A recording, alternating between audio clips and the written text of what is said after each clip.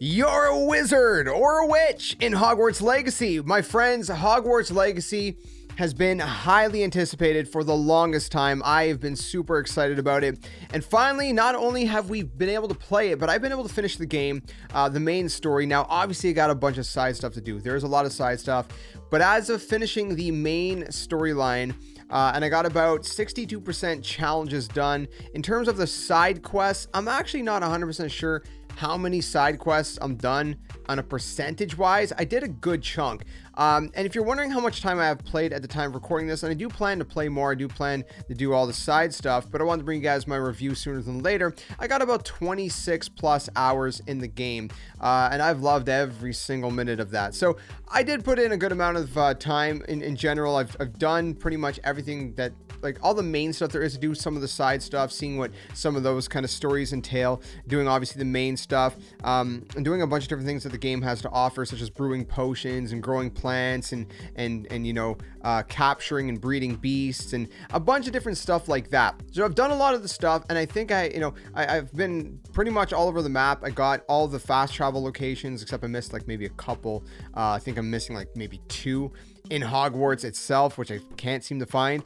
But besides that, I've been pretty much, you know, everywhere that you could want to go. And I've obviously, you guys may have seen, I've done a lot of guides. So I've done a lot of stuff. So I want to share my experience with it and what I think, and just kind of my overall review of the game. Kind of, again, more discussion type review. It's not scripted or anything like that. And I'm going to be as spoiler free as possible, but keep in mind that obviously I got to say certain things and I got to put something in the background. So I'm going to probably put like random gameplay of maybe some of the battle arenas, which is just fighting enemies. You're going to see probably some of the dark arts in there as well. So if you find any of that kind of stuff spoilery, then be wary. As terms of talking about stuff, I'm not going to go super deep into this, you know, spoilers. Obviously, I'm not trying to ruin the experience for anyone else, but I'm trying to give you a little bit of an idea of what's going on in the game and what I thought of it, basically, without giving away the key plot points, at least the later plot points, right? Maybe some of the stuff that we've seen in some of the promo and things like that. So all that to say, let's start off with the very, very basics, okay? How does this game play? It plays really good. In terms of gameplay, I think it's pretty fluid.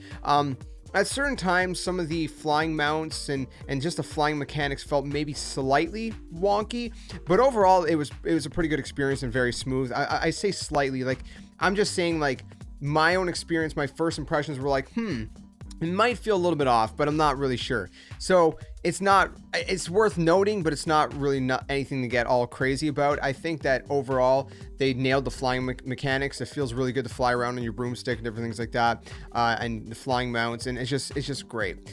In terms of everything else, the combat, it's really, really nice because you have a lot of different spells that you get to utilize, and that's not just combat, by the way. Obviously, you got stuff like Lumos, right, which is basically an ability just to see in the dark. But not just that, but it's also something that you're going to use to solve puzzles. And puzzles is a big thing in this game, by the way, which I think the puzzles that are in the game are really nice. There's a lot of different kind of puzzles around Hogwarts Castle itself, a lot of secrets to be explored and discovered, if you will.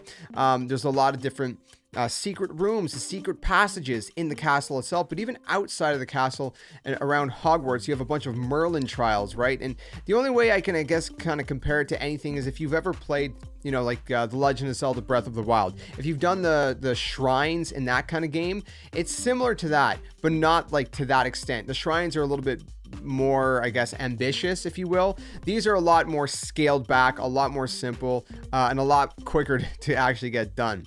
I think there's like 95, if I remember correctly, scattered across the world. You only need to do 50 to get all of the different rewards that it offers, and I'll talk about rewards in a second. But I want to go back to spells for a second, because we have a bunch of different spells, and again, I won't spoil it because there's a lot of different, you know, spells that you might want to discover for yourself. But obviously, you know, you have levitating spells, for example, right? You have incinerary kind of spells, right? Damage spells, it would be called. You know, you also have force spells. Force spells would be things that, like, you can push or pull things, right? For example, or something like Flipendo, for example. Again, I'm not trying to spoil anything. Then you got more of the utility spells like Lumos that I explained, and there's a few others in there as well that you're going to encounter.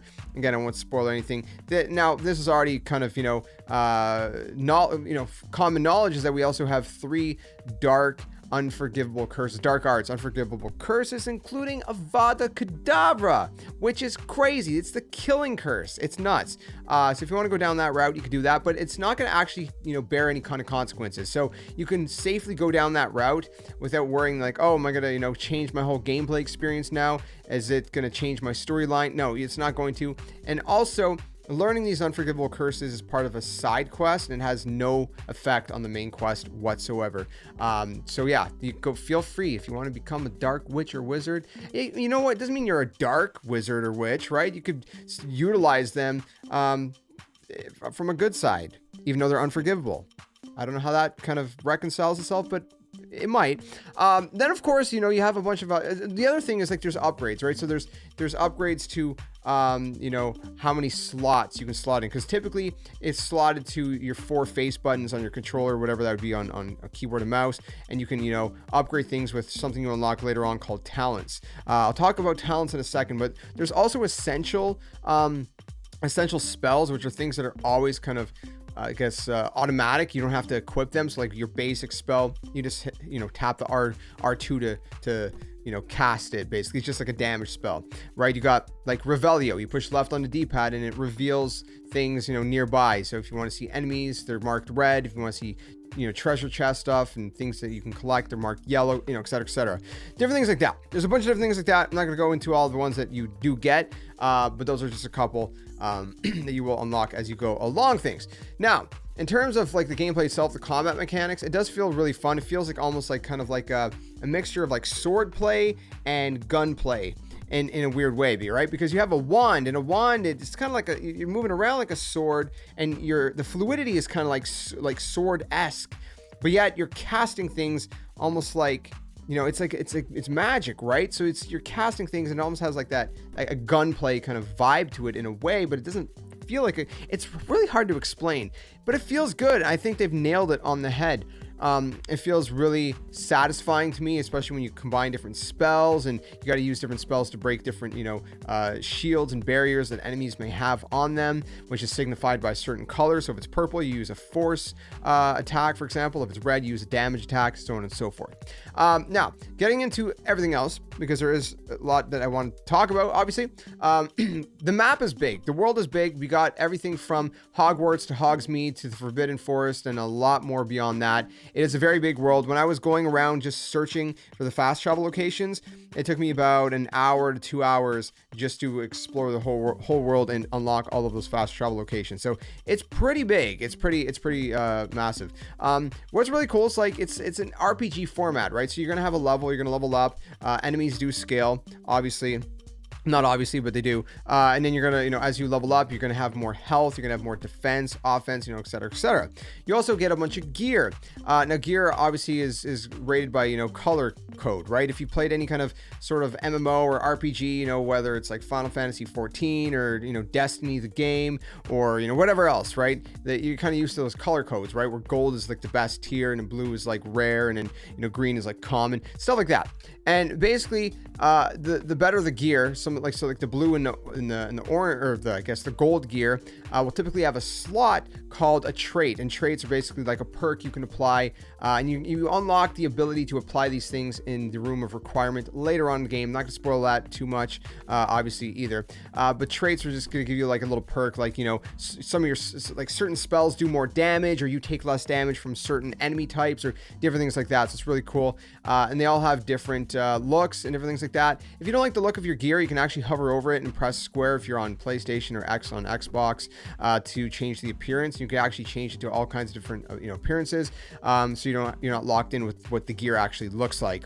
And like I said, there's a variety of different gear, from your outfit, cloaks, neckwear, facewear, headwear, and handwear. So there's 6 different categories. And then you also have your wand handles. It doesn't do anything. It's just aesthetic and it looks really cool. So there's that. And then of course you have a currency. You can make galleons, and you can spend these galleons at different places to buy stuff like materials and different things like that. whether it's plants or seeds to grow your own plants, or different materials to, brew your own potions, or maybe you just buy potions from people yourself, or there's a variety of different things, right? There's a lot of different shops in Hogsmeade itself, and most of what you will need for your journey can be found there, but there also is a bunch of vendors scattered across the world as well.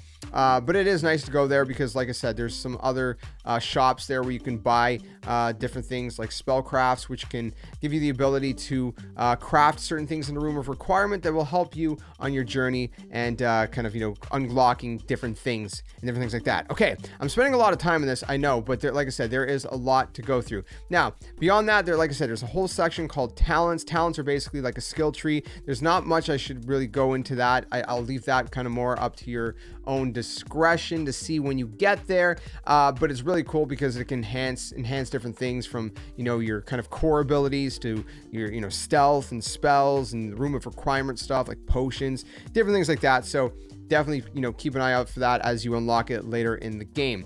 Then of course there's challenges. Like I said, if you complete certain things like kill so many of a certain enemy type or different things like that, you will unlock certain challenges, and when you unlock those, they're going to come with different kinds of unlocks. It might be the ability to, if you're doing the Merlin trials for example, hold more gear, more inventory space, right? Or it could be just unlocking actual pieces of gear as well. There's a wide variety of different things that you can unlock, and yeah, it's just really cool to see all of those different options as well in there. So again, there's a lot going on in this game. There's collections. You can see basically different collections of like potions, different things like that. There's a good amount of potions and different things like that in the game that you can choose from, and obviously you got ones that would just regain your health, other ones that would give you some defense for a temporary time, extra attack. There's a variety of different potions. Again, they're really fun to play with, really fun to brew and use in the real world. So in terms of the story is pretty solid. The story, it's not the best of the best in all honesty, but it's really good for what it is. It's not, it's hard to explain. I'm having a hard time kind of figuring out the word that I want to use in this, but let me just say that the story is very captivating. It will have you very intrigued and invested in it from the very start of the game. It starts in that way with this whole whole topic of ancient magic and these ancient people that used to wield this ancient magic, and certain people in modern day that can wield it, and certain people that have tried to use it for evil, and there's all this different stuff going on at play. You know what I mean? Again, I'm trying to be very vague in what I'm saying. I'm not trying to spoil too much for you guys, but still give you a synopsis of what's going on in this world. But it's very heavily around that kind of plot line, and as you unfold the story, it gets really crazy, and you see how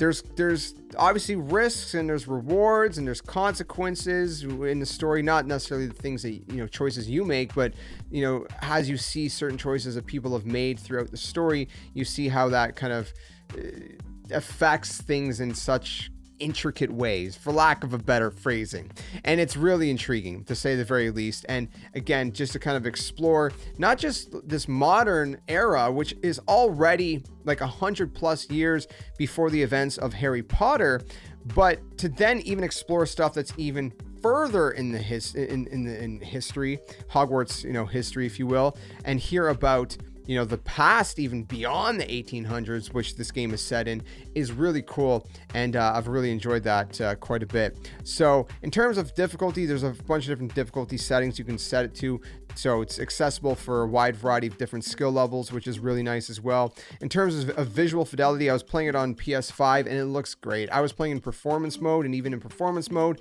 the visuals look stunning. It looks so beautiful, especially all the corridors and halls and passages of Hogwarts Castle itself. Just to be able to explore that, especially as someone who's a Harry Potter fan and just nerd, if you will, is really cool, man. It's just something else. It's just something truly magical, and to have this kind of Hogwarts game where you are becoming your own wizard or witch, and you get to explore this story by yourself in your own kind of your own story. It's not just like you're replaying Harry Potter story, which would be cool, by the way, to, maybe Avalanche in the future could actually remake, all the Harry Potter games from their own perspective and stick to the actual books. That would be a great experience. But to experience Hogwarts outside of the Harry Potter, I guess, umbrella, if you will, is really interesting and really cool, especially to see the history of it and hear about, other things that are involved in this wizarding world. And again, it's just a very magical experience. That's what I kept saying over and over again. It's just really, if you're into this genre, and especially if you're a Harry Potter fan,